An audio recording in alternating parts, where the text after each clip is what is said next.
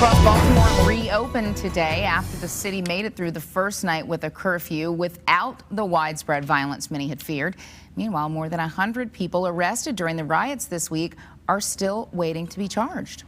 CBS 6's Joe St. George is joining us now with why that may never happen and has an update on the conditions there. George. Hey, Joe. It's okay, Rob. Good evening, Julie. Good evening, Rob. We are just 5 hours away from another curfew in Baltimore, and we were there yesterday, and it wasn't until the sun began to go down before things started to get uneasy. One thing is clear, however, the curfew reduced the level of violence.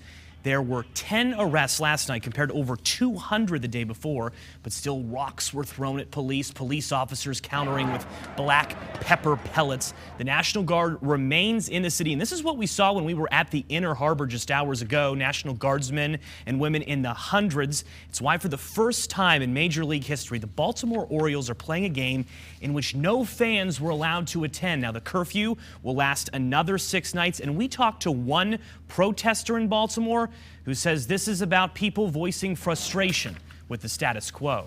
A situation where if you put a small animal in a cage and keep picking at him, over a period of time, he's going to become violent. He's going to become angry. He's going to become frustrated.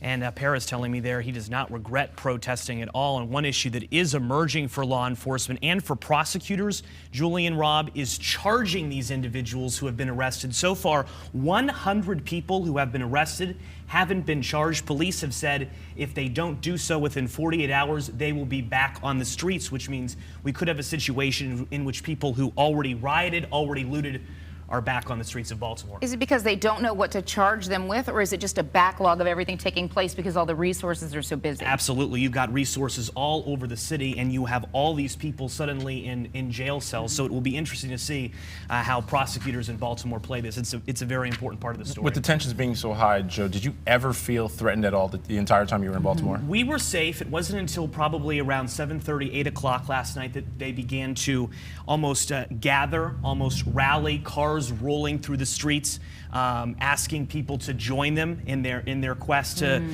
cause trouble. So we'll see if what happens here on night 3. All right, Joe, appreciate it.